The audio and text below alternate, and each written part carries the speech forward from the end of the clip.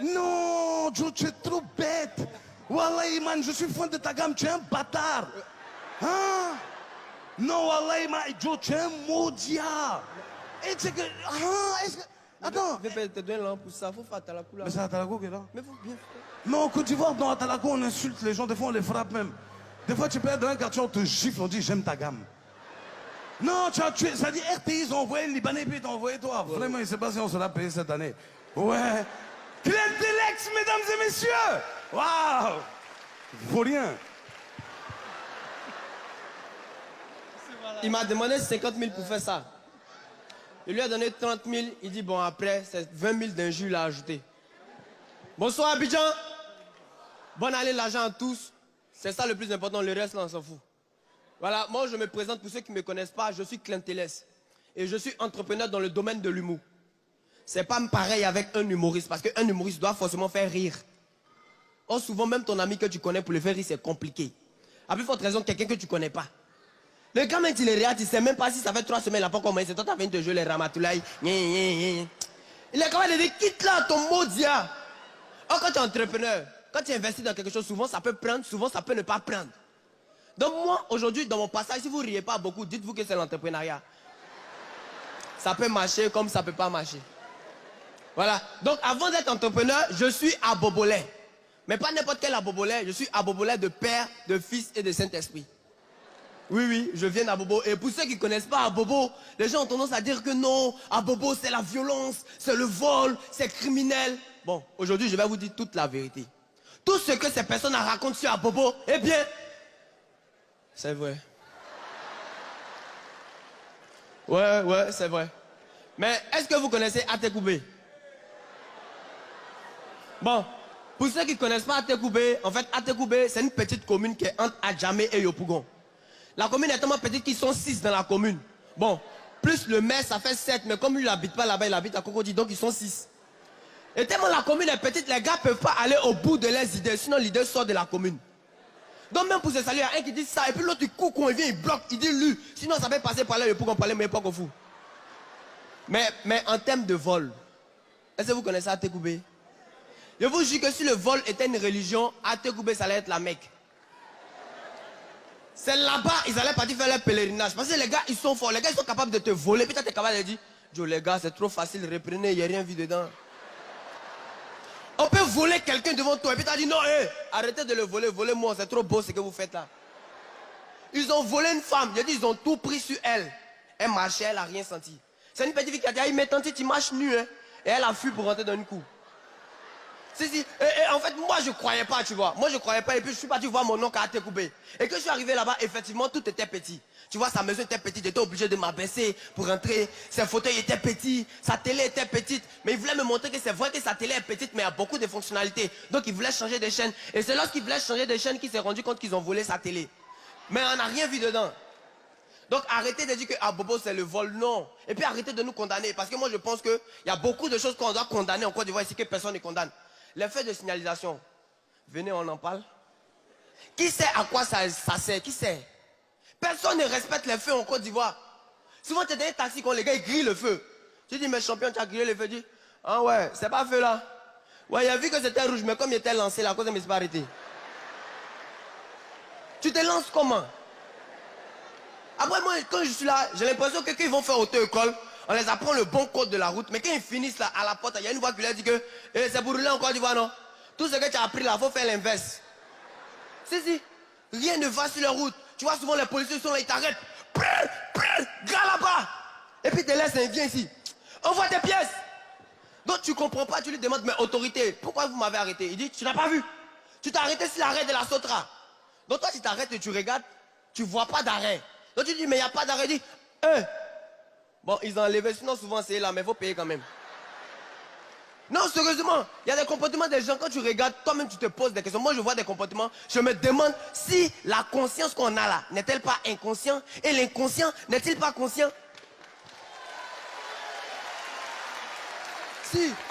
Je suis sûr qu'il y a des gens qui n'ont pas compris. Bon, je vous explique de façon terre à terre. Vous voyez souvent, vous êtes dans le bus.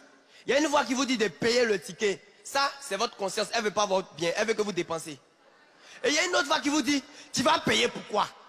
tu descends au prochain arrêt, c'est-à-dire de là à là. Tu payes pourquoi? Ça, c'est ton inconscient. Il veut ton bien, il veut que tu économises. Bon, il y a des gens qui ne comprennent pas encore. Bon, vous voyez, à l'école, en philosophie, on nous disait que la conscience, c'est la censure, c'est la police. C'est celle-là qui nous permet de mieux se comporter en société.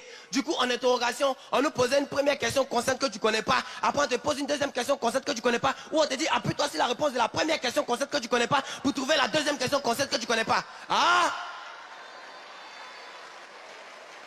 Moi, à chaque fois qu'il y avait ce genre de questions, moi, il y avait toujours zéro. C'est un jour, mon inconscient m'a dit, hey, toi là, tu es inconscient. Tu ne sais pas quelle est la réponse de la première question consciente. Tu as cherché ton voisin conscient. Regarde dessus inconsciemment et puis tu vas avoir une forte note. J'ai utilisé la technique, j'ai eu la plus forte note ce jour-là. Et depuis ce jour, les gars, moi je suis inconscient et ça marche bien. Si, souvent tu veux partir quelque part et puis tu es en retard. Tu vois ton inconscient qui te dit, pique là, il y a un raccourci. Et ta conscience qui te dit, non, fais pas ça, tu connais pas, peut-être qu'il n'y a pas de route. Et pendant que tu es en train de discuter avec ta conscience et ton inconscient, tu vois deux personnes qui quittent là-bas comme ça, qui viennent. Ton inconscient qui te dit, regarde, s'ils sont quittés là-bas, c'est qu'il y a la route. Donc tu t'en vas, tu marches jusqu'à arriver là. C'est-à-dire ton coin est là, mais ici là c'est barré. Tu ne peux plus avancer. Donc tu décides de te retourner, tu vois ta conscience qui te dit que je t'avais dit qu'il n'y avait pas de route. Et toi tu te retournes vers ton inconscient. Ton inconscient dit, hey, toi là tu es inconscient. Depuis quand on écoute son inconscient? Moi elle dit ça comme ça. Après tu te dis c'est pas grave, un Ivoirien il vient toujours en retard, la preuve, le développement met en retard. Donc tu décides de te retourner, tu vois. Tu te retournes et tu vois deux personnes qui s'en vont dans la direction où tu as quitté. Et ta conscience te dit, il faut leur dire qu'il n'y a pas de route. Dès que tu veux ouvrir ta bouche, tu vois ton inconscient qui te dit, tu es fait comme. Genre toi tu es trop gentil quoi. Toi dans ta vie là, tu ne peux pas te venger. Les deux premiers qui sont passés le ton saluer, laisse-les, ils vont partir là-bas. Si tu es malin, il faut te cacher pour les suivre. Peut-être qu'ils savent où on passe.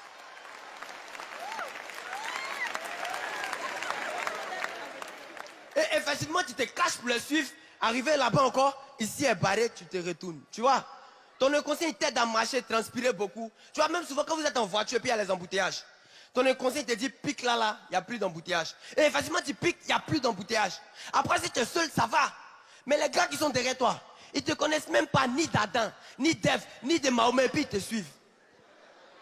Après, ton inconscient dit, il ne faut pas te montrer que tu ne connais pas la route, mets ton épaule sur la portière.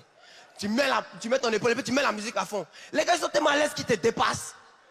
Tu les dépasses, ça devient un rallye, vous vous dépassez. Et arrivé devant, il y a un caniveau, vous ne pouvez plus avancer. Et tu vois ta conscience qui te dit descends de la voiture, il faut leur dire que tu ne savais pas qu'il n'y a pas de route. Dès que tu veux descendre, ton inconscient dit tu sais faire quoi? Eux-mêmes ils ne voient pas qu'il n'y a plus de route. S'ils sont fâchés, ils n'ont qu'à sauter. Sérieusement, moi je vous invite en 2022 d'être beaucoup inconscient. Ça va beaucoup vous aider. Et pour être inconscient, c'est pas compliqué, c'est très simple. Il faut savoir qu'il y a deux types d'inconscients. Il y a l'inconscient qui sait qu'il est inconscient et il y a l'inconscient qui ne sait pas qu'il est inconscient. L'inconscient qui sait qu'il est inconscient, c'est les gars qui travaillent à la CEE. C'est-à-dire, ils se réveillent un matin comme ça. On coupe le courant où aujourd'hui là? À Bobo?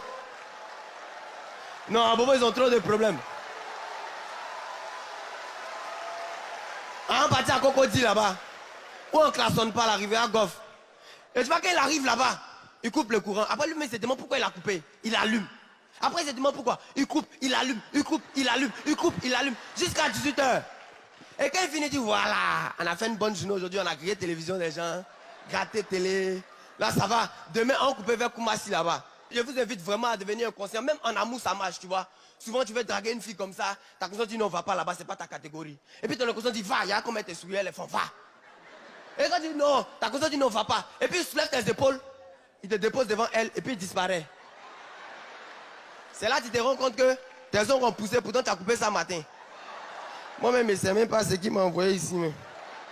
Tandis que tu es joli, hein. Dans mon sang, il y a boire de l'eau. Tu vois, pour éviter d'avoir honte, moi je ne cherche pas de femme. Et puis après, ma conscience me dit qu'en amour, mes modèles, c'est mon papa et ma maman. Bon, après, quand moi je les regarde, j'ai l'impression que c'est un mariage inconscient, quoi. Oui, ça existe, c'est un mariage inconscient. Souvent, vous êtes à la maison et puis vous entendez toujours votre maman dire, si ce n'est pas à cause de vous, les enfants, là, il y a longtemps, moi, là, je suis parti. Merci, c'était Clantelès Dabobo.